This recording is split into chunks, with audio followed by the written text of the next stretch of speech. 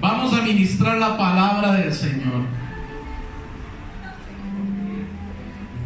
Y yo me siento muy contento, hermano, con el mensaje de hoy. ¿Sabe por qué? Porque yo voy a ministrar de algo que a mí me apasiona. Y yo quiero hablar sobre los milagros de Jesús. Quiero hablar sobre los milagros de Jesús. Usted sabe que Jesús es lo más importante que en nuestra vida pudo haber pasado. Jesús es nuestra razón de vivir, es nuestra razón de ser, es nuestra razón del por qué respiramos. Jesús es el porqué. Jesús es el porqué del cual yo estoy aquí, mi esposa está aquí. Y Jesús es el porqué de muchos de ustedes están acá. Porque un día nos encontramos con Jesús.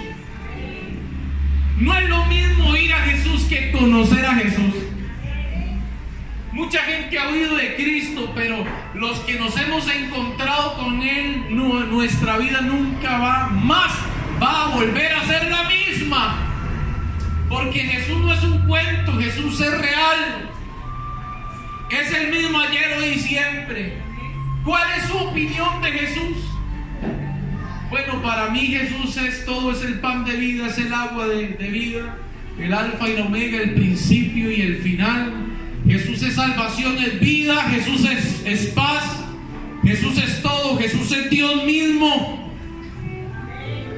Jesús es el camino al Padre, Jesús es la razón de nuestra existencia, Jesús es el creador, el diseñador de nuestro propósito y el que prometió todos los días estar con nosotros hasta el fin del mundo, hermano.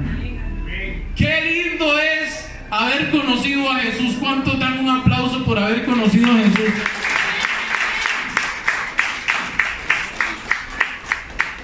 Por eso es nuestra razón de servir a Dios, ¿sabe, hermano? Usted nunca puede dejar de servir a Dios porque usted un día se encontró con Jesús.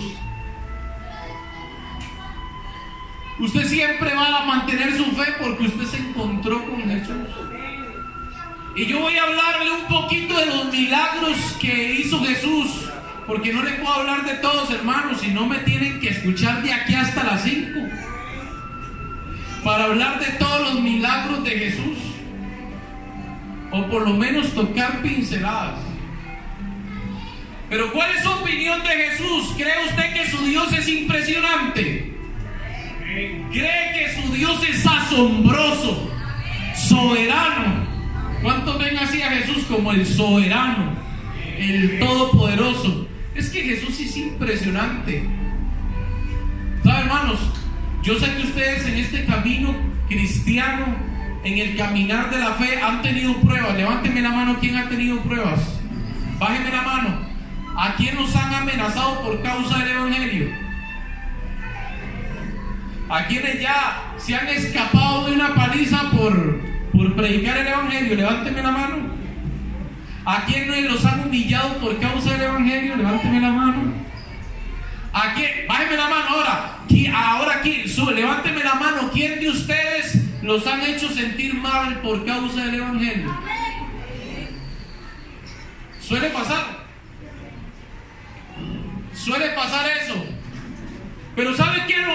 Lo que a mí me impresiona de Jesús, la diferencia entre Jesús y nosotros, es que nosotros estamos caminando en el evangelio y sabemos que Dios nos lleva a cosas grandes, pero Jesús no nos ha dicho qué es lo que tenemos que pasar.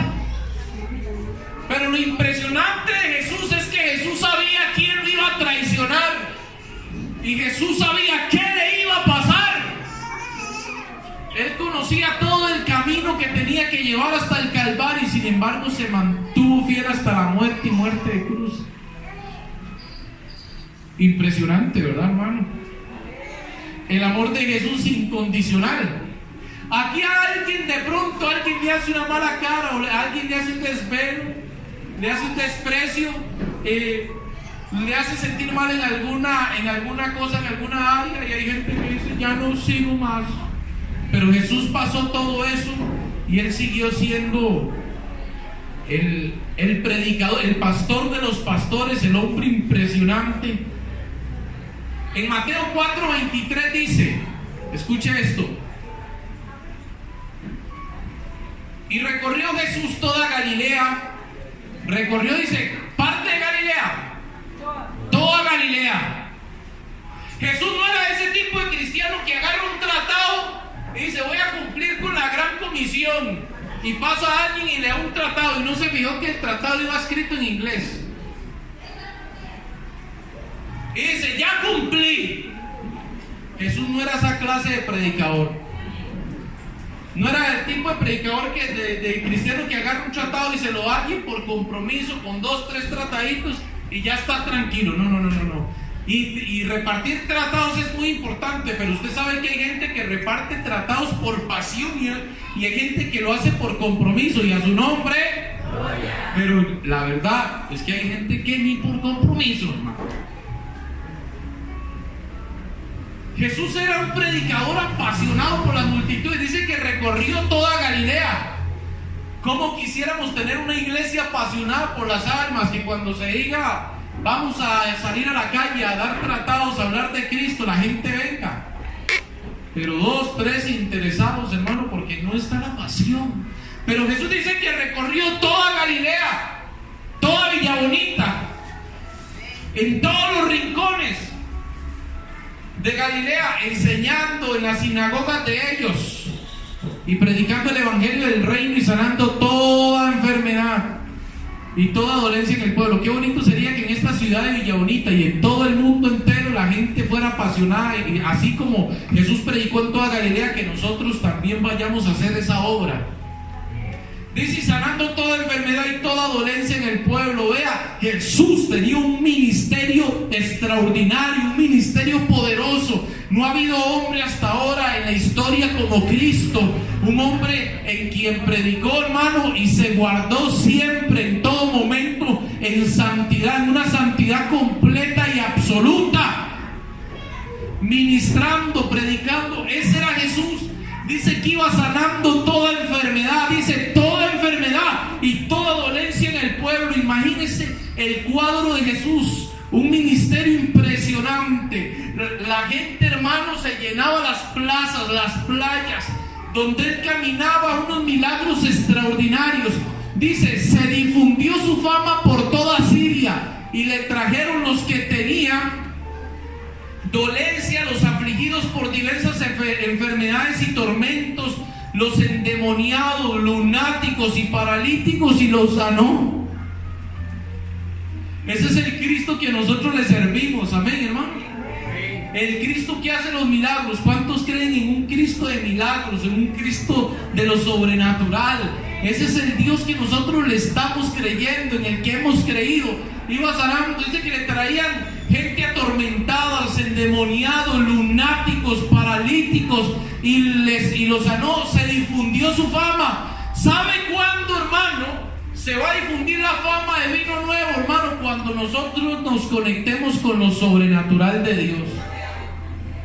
Cuando la gente vea a Cristo en usted, cuando la gente pueda sentir a Cristo dentro de usted, ahí es cuando se va a difundir la fama.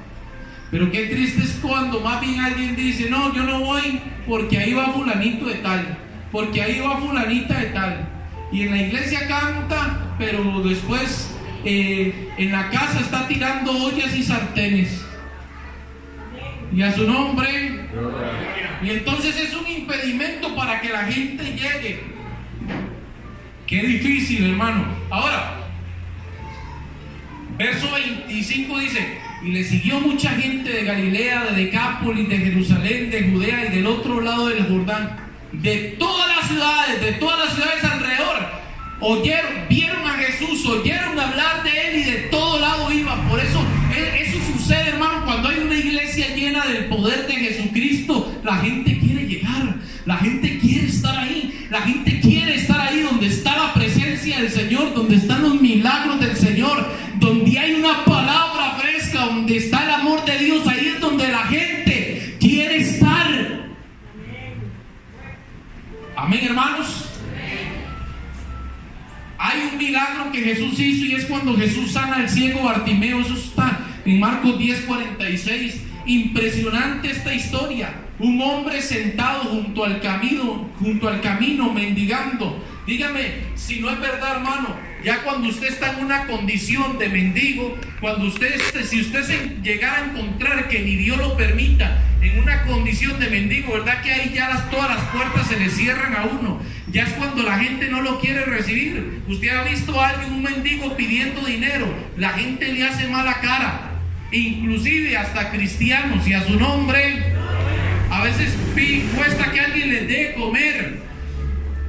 La gente los aparta porque tienen mal olor. Sin embargo, ese hombre ahí junto al camino estaba mendigando, y aparte de mendigo ciego, usted sabe, por lo menos alguien mendigo que ve, pero un mendigo y ciego ya ha perdido totalmente la esperanza. Pero ese es el Cristo que nosotros le servimos, el Cristo que rescata a la gente que ha perdido la fe, que ha perdido la esperanza, que ya no tiene una salida, que se encuentra en un hoyo oscuro y que no puede salir de ahí. Ese hombre oyó hablar de Jesús y empezó a gritarle a Jesús, a decir: Jesús, hijo de David, ten misericordia de mí.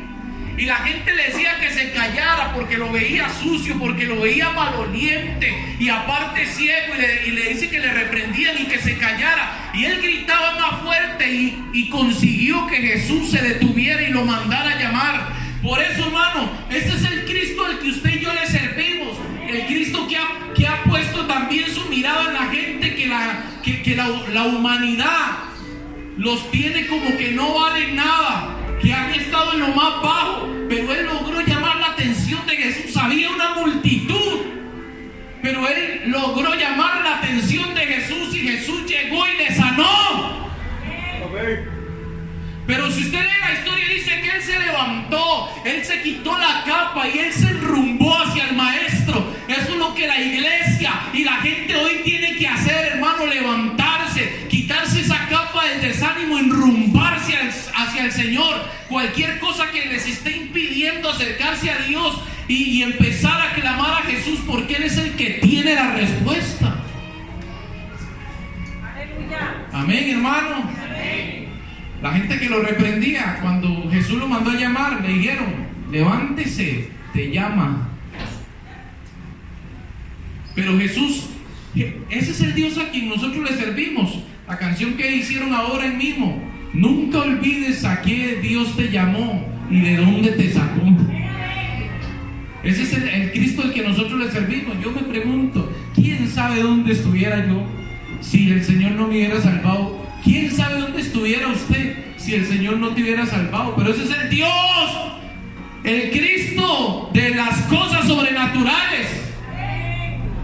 Hay otra historia impresionante en la Biblia, y es el paralítico de Betesda, en el pórtico de Salomón. Dice que había un hombre ahí. ¿Sabe cuánto tenía, hermano? 38 años. A veces la gente lleva 15 días con una gripe y está que se muere. Y a su nombre. Y todos sabemos lo duro que es una gripe, ¿sí o no? Cuando ya llevamos un mes: ay, Señor, ayúdame en esto, ya estoy 38 años. Dice que llegó a hablar con el Señor vio que llevaba ya mucho tiempo ahí, y el Señor le pregunta a él y le habla, y él le dice, este hombre le dice, el paralítico, dice, esta historia cuenta que en ese estanque de vez en cuando, de tiempo en tiempo, llegaba un ángel y agitaba el agua, y cada vez que el primero que llegaba y tocaba el agua quedaba sano. Y él está contando al Señor y le dice: Señor, yo estoy paralítico, siempre que el agua es agitada alguien desciende primero que yo y es sano y no puedo ir. O sea, es alguien que está en desventaja. Es del tipo de gente que siempre va a quedar rezagado, que tiene una limitación que otros no tienen. Y Jesús, al verlo, le dice: levántese, tome su cama y váyase. Y él se levanta, toma su cama, y ahí la historia cuenta de que también los fariseos empezaron a decirle que no era día de reposo, que no era lícito que llevara la cama, y él dice: el que me sanó me dijo que me levantara la cama y me fuera. Amén. Y era Jesús en otra oportunidad se le aparece y le dice: mira, has sido sanado, vete y no peques más para que no te venga otra cosa peor. Y entonces ahí él se dio cuenta que fue Jesús quien nos sanó. Pero hermano, ese es el Cristo al que usted y yo le servimos. Él tenía 38 años y Jesús llegó en un momento a cambiar su vida. Por eso, hermano, nosotros como líderes y como siervos del Señor, nosotros no nos podemos poner a pedir pollo con el Señor, hermano. Usted sabe que hay gente que juega de etiqueta.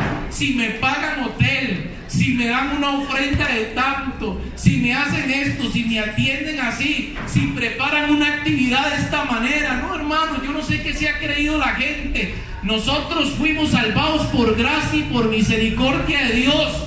Y lo único que podemos hacerle es servirle. ¿Verdad que sí, hermano? Él nos pagó todo. Una persona con 38 años de estar paralítico, hermano, ahí tirado y viendo el estanque agitarse. Y seguro, imagínense todo lo que pasó por la mente de ese hombre. Ya han sido, tanta gente ha sido sano. ¿Y cuándo yo voy a recibir mi milagro? ¿Cuándo yo voy a recibir una sanidad? Y a su nombre. Pero Dios tenía un propósito, porque Dios tiene un plan. Él tiene un plan. Él llegó. A él lo visitó Jesús. Eso es lo más extraordinario, hermano. Probablemente después de ese milagro ese hombre hubiera dicho: volvería a pasar otra vez estos 38 años con tal de encontrarme con Jesús. Y salió caminando, porque Él es el Dios que nos sana. Extraordinario ese milagro. Ahí ya no hacía falta que le vinieran a mover el agua. Ahí el dueño del poder, del movimiento, del poder sanador, estaba hablando directamente con él. Iba a recibir su milagro extraordinario. La hija de Jairo, los que han visto, hasta en canciones lo han sacado. Han escuchado esa canción: Pasando Jesús por una ciudad en la cual caminaba y predicaba, cuando de pronto se aparece un hombre detrás de él diciendo: Maestro, ¿me la han escuchado? Sí. Un hombre principal de la sinagoga. Esto es algo también impresionante de Jesús, porque es Jairo.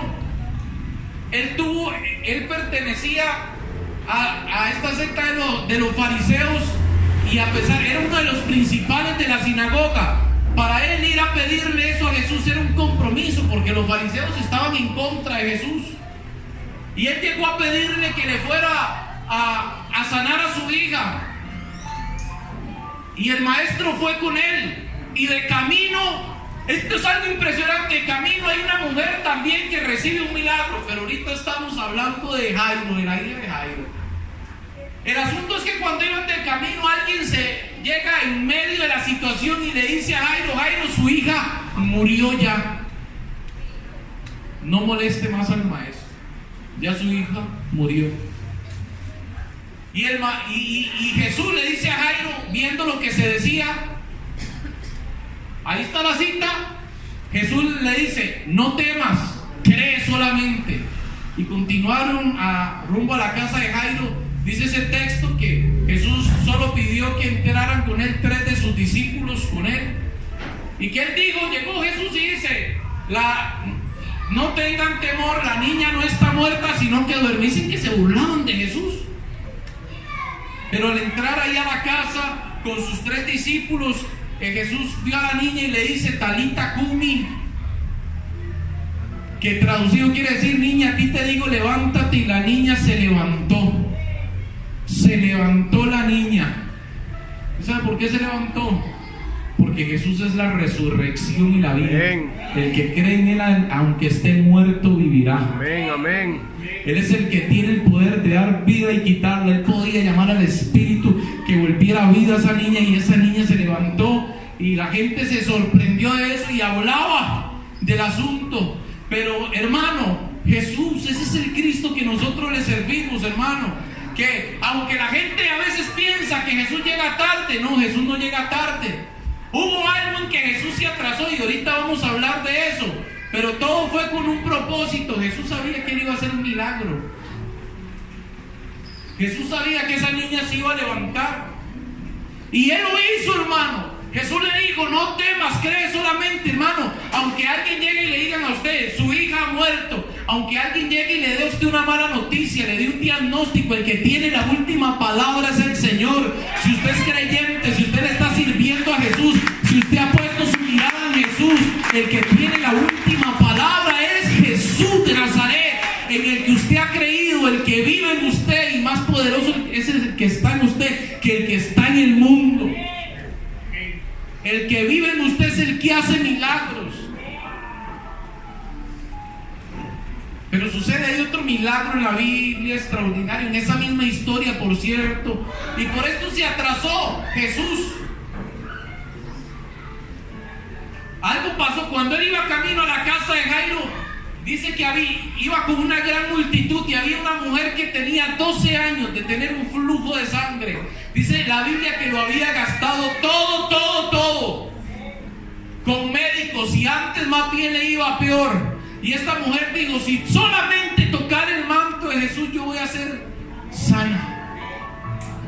Y esta mujer de alguna manera se abrió campo entre la multitud. Tal vez puede ser, hermano, de que abriéndose campo entre la multitud la trataran mal, tal vez la majaron. De alguna manera ella se abrió campo, se abrió espacio y logró tocar el manto de Jesús. Y Jesús pregunta: ¿quién me ha tocado? Y los discípulos le dicen: Señor, usted ve la multitud que va en medio de nosotros y usted pregunta, ¿cómo es que preguntas quién te ha tocado? Y el Señor dice: ¿quién me ha tocado? El Señor sabía que había salido poder de él, y aquella mujer, viendo lo que había sido hecho en ella, esta mujer se acercó de Jesús y le dijo toda la verdad, y le dijo: Señor, yo fui quien te tocó. Y Jesús, viendo a esa mujer ahí, le dice a esta mujer: tu fe te ha salvado. La palabra salvado hablaba de sanidad y de salvación. Esa mujer tocó el manto de Jesús ahí y fue sana y fue salva. Pero esto es impresionante, hermano. ¿Por qué, hermano? ¿Qué nos da a entender esto? Que los milagros también hay que arrebatarlos. Que los milagros hay que creerlos. Para recibir un milagro, hermano, a veces no se recibe llorando, sino creyendo. Hay que enrumbarse, hay que abrirse paso entre la multitud para recibir también un milagro. Pero vea, ese es el Cristo que nosotros le servimos, hermano. Muchas veces para que usted, hermano, lo había gastado todo, pero cuando usted, hermano, ha acabado todos sus recursos, siempre aparece Dios en escena para hacernos un milagro. Cuando ya usted no puede hacer nada, no le queda nada más por hacer, confíe en el Cristo que usted aceptó en su corazón. Él tiene el poder de hacerlo, porque para eso es experto el Señor también. Muchas veces, ¿cuántos milagros Dios ha hecho en nuestra vida y se ha ahorrado usted un montón de dinero en medicinas? Amén, hermano. Se ha ahorrado usted un montón de dinero en medicinas, porque ese es el Dios a quien usted y yo le servimos, el Dios de los milagros, Jesús. Extraordinarios milagros. Después está esta mujer, hermano, en Lucas 13, una mujer que estaba encorvada. No se ve mucho ahí en la imagen, pero Jesús sanó a esta mujer que estaba encorvada. ¿Sabe cuánto tenía, hermano? 18 años. Una corvatura. Imagínese esa mujer caminando encorvada con una pelota en su espalda. 18 años, hermano, 18 años. Y el Señor llegó y le dijo: queda libre de tu azote, eres libre de tu enfermedad. El Señor la libertó, Jesús la libertó. Hubo gente, ¿sabe que en esa historia hubo gente que estaba en contra de ese milagro? Estaba en contra de que Jesús la sanara por ser día de reposo. Porque hay gente que se opone a que usted reciba bendiciones. Hay gente que se opone a que usted reciba milagros. Hay gente que se va a oponer a su bendición. Pero cuando Dios ha determinado bendecirte, Él nada más lo va a hacer. Él lo va a hacer. 18 años. Así que Dios conoce su necesidad, Dios conoce lo que usted pasa, y el Señor está en control de todas las cosas. ¿Cuántos creen que el Señor está en control de todas las cosas? Y el Señor la sanó. Para el hombre es imposible, pero para Dios todas las cosas son posibles. Para Dios todas las cosas son posibles. O el hombre de la mano seca, también sanado en un día de reposo. La gente estaba atentando contra Jesús. Eso está en Marcos capítulo 3, desde el verso 1 en adelante, un hombre que tenía seca una mano y tenían ese hombre ahí, estaban viendo a ver si Jesús le sanaba o no. Jesús veía la dureza del corazón de la gente, pero el Señor lo sanó. Yo no sé a cuántos Dios les ha sanado una mano, les ha sanado un pie, les ha sanado una enfermedad, pero es que Dios sana. Así es. Dios, si usted está enfermo y Dios te quiere sanar, no importa quién esté en contra, Dios te sana y punto. A Dios no le importa ni le pide permiso a nadie. Él cuando quiere hacerlo lo hace. Él tiene misericordia del que Él tiene misericordia y sana al que quiere sanar y pum, pues nada más lo levanta y hace el milagro extraordinario sin importar que tenga la gente. Si es una mano, si es un pie, si es todo el cuerpo, si quiere, Dios lo levanta. Y a su nombre. Hermano, es que hay que ver también una persona en estado crítico. Estaba viendo yo un predicador, tenía una persona enfrente de él, pero totalmente la persona paralítica, toda llena de llagas, y ese hombre tomó aceite y empezó a untarle en el cuerpo y empezó a orar. No pasó en minutos, duró, hermano, orando por ese varón, pero si cuando estaba orando por ese hombre y untándolo con aceite, las llagas empezaron a cerrarse, hermano, y ese hombre empezó a recobrar color y se levantó. Dios quería hacerlo, porque Él hace milagros creativos también. ¿Verdad que sí, hermano? Milagros creativos. Qué lindo que es Dios, ¿verdad? Porque Él sana paralíticos, sana cualquier enfermedad. Qué lindo que es Dios. Qué lindo que es Jesús. Esta historia también dice que Lucas 17, los 10 leprosos. Jesús sanó 10 leprosos. ¿Cuántos leprosos sanó? 10 leprosos. ¿Y cuántos se volvieron a agradecerle al Señor? Y Jesús preguntó: ¿dónde están los 10? ¿Sabe, hermanos? Tengamos nosotros la actitud de ese uno que se volvió a agradecerle a Jesús. Porque hay un montón de gente que a veces recibe milagros y son mal agradecidos con el Señor. ¿Verdad, hermano? Que la gente que busca a Dios solamente cuando lo necesito, cuando estoy pasando la necesidad, cuando necesito que me paguen la luz, el agua. Pero, hermano, ese hombre, y sabes, de esos 10 leprosos, ese hombre era samaritano. No era aparentemente de los del pueblo del Señor. Jesús de hecho dijo: solamente este extranjero vino a darme las gracias. Hermano, pero Dios sanó la lepra. La lepra también tipifica el pecado. ¿A cuánto Dios nos ha quitado la lepra del pecado? Dios nos salvó y nos lavó con su sangre preciosa. Esa enfermedad, la lepra, hermano, en ese momento tan trágica esa enfermedad, pero no importando la enfermedad que tenga la persona, Dios los puede sanar. Porque Dios, para Jesús no hay nombre de enfermedad. Jesús simplemente quiere hacer un milagro y Él lo hace. Pero tenemos que ser agradecidos. Y este milagro extraordinario, aquí sí vemos el amor de Cristo. Aquí sí vemos el extraordinario amor de Jesús. Tremendo Jesús, el pastor de los pastores, hermano. Dicen que por eso Pedro lo negó. Cuenta la historia que Jesús entró en casa de Pedro y vio a la suegra de este postrada en cama con una fiebre terrible, y Jesús puso las manos en esa mujer y la sanó. ¿Por qué creen que ese día Pedro estuvo todo el día enojado con Jesús? No, la Biblia no dice eso, es broma. Pero sí, hermano, vean, este milagro, la fiebre, ¿a cuántos Dios los ha sanado de una fiebre terrible? Hermano, hay que estar ardiendo en fiebre, ¿sabe? La fiebre es algo terrible. Tener calentura, estar sudando, y ahí estaba la suegra de Pedro y el Señor sanó la suegra, hermano. Sanó la suegra de Pedro, hermano. El Señor tiene el poder para sanar a su suegra. ¿Cuántos dicen amén? Levante la mano y diga: Señor, sana a mi suegra. Bendice mi suegra.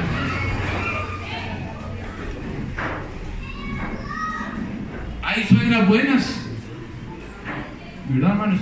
No sé por qué siempre se ha tomado fama de que las suegras son terribles, pero hay suegras que son muy buenas. Hay suegras que son muy buenas. Hay suegras, de hecho, que son una bendición. Es simplemente hablar de la gente. Pero ahí, hermano, Jesús sanó una suegra. Un milagro. Es más, denle un aplauso al Señor por ese milagro tan extraordinario.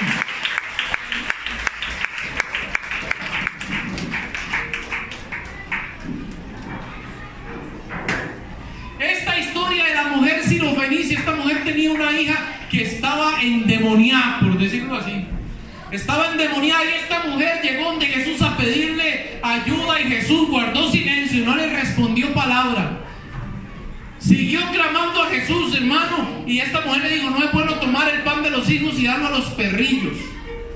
En esa palabra perrillos no es que le estaba diciendo zaguate, por decirlo así, sino que se refiere a la palabra perrillo de mascota en el idioma de Jesús, ¿verdad? Como mascota. No es que la estaba tratando, por ejemplo, de zaguate, de perro, como siempre se ha traducido, sino que le estaba hablando prácticamente de animal doméstico, ¿verdad? Un animal querido, doméstico. Sí, no, pero esta mujer siguió pidiendo la ayuda del Señor y le llegó a decir, Jesús le dijo: no es bueno tomar el pan de los hijos y echárselo a los perros. Y esta mujer le dijo: Señor, pero aún los perros comen de las migajas que caen de la mesa de sus amos. Jesús le sorprendió la fe de esta mujer y le dijo que su hija ya había sido sanada. Cuando esta mujer fue a su casa, encontró a su hija totalmente libre, totalmente sana. Hermano, ¿sabe una cosa? Si Jesús te da una palabra, usted puede confiar en esa palabra. Si es Jesús que lo habló, el milagro ya está hecho. Por eso usted tiene que orar, tiene que clamar, tiene que interceder, tiene que tener un rompimiento, tiene que someterse, porque yo le aseguro a usted que cuando Jesús se levante de su trono y Él dé una palabra, eso está hecho literalmente.